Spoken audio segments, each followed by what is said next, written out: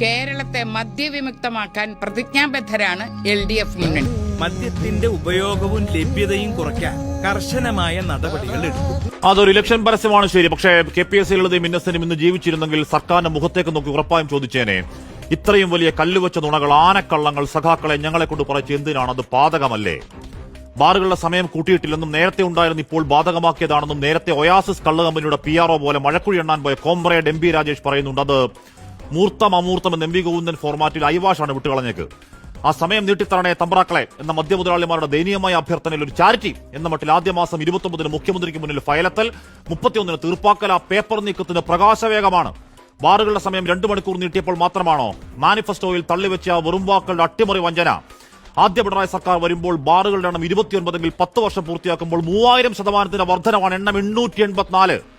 ഞങ്ങൾ തുറക്കുന്നത് ബാറുകളല്ല സ്കൂളുകൾ എന്നൊക്കെയുള്ള ഗീർവാണത്തിൽ വന്നവർ അണക്കെട്ട് തുറന്ന് കള്ളൊഴുക്കണ്ട മദ്യവർജനം എന്ന വാക്ക് അപമാന ഭാരത്താൽ ഓടിത്തള്ളി ആഴക്കടൽ സമാധി എന്നാണ് കേൾവി.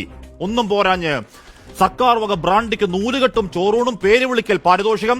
ആ ഖജാനയിലേക്ക് ഒഴുകിയെത്തുന്ന ശതകോടികൾ മുഖ്യമന്ത്രി പെണ്ണുങ്ങളുടെ കണ്ണീരിൽ, കുഞ്ഞുങ്ങളുടെ ട്രോമയിൽ, കോഞ്ഞാട്ട കുടുംബങ്ങളുടെ ചോരപ്പണമാണ്. ഇലക്ഷൻ ഡീൽ എന്ന് പറയുന്നത് KCBC ആണെങ്കിൽ അളവില്ലാത്ത കോടികളിൽ ആരാന്റെ പണം വാങ്ങുവോ ഇലക്ഷന് കൊടുക്കുകയോ ചെയ്യുക ആർക്ക് ചെയ്താം. പക്ഷേ എന്റെയും നിങ്ങളുടെയും വിയർപ്പിന്റെ നികുതി പണം 1-2 20 കോടി മാറ്റിയ നവകേരള PR മതിയാക്കാം. പെട്ടിയും പടുക്കയും എടുത്ത് അട്ടത്ത് വെക്കുന്ന ഇന്നലെയാണ് കോടതി വകയ മൂർധാവിലടി. കോടികൾ വാരിത്തൂറ്റുന്ന ഈ പ്രൊപ്പഗണ്ട പണിയുടെ 1000-1 വേണോ? കൊള്ളാവുന്നൊരു ജോലി കിട്ടി നാളെ ഫ്ലൈറ്റ് എടുത്ത് പോകാനിരുന്ന യുവാവ് ഇന്ന് കല്ലറയ്ക്കുള്ളിൽ അന്ത്യനിദ്രയാണ്. നാട്ടുകാർ വാവിട്ട് പറഞ്ഞിട്ടും വാവിളർന്നു കിടന്ന ആ വാരിക്കുഴിയിൽ മുഖമടച്ചുകൊണ്ട് 27-കാരൻ ദാരുണമായി മരിച്ചുപോയതല്ല.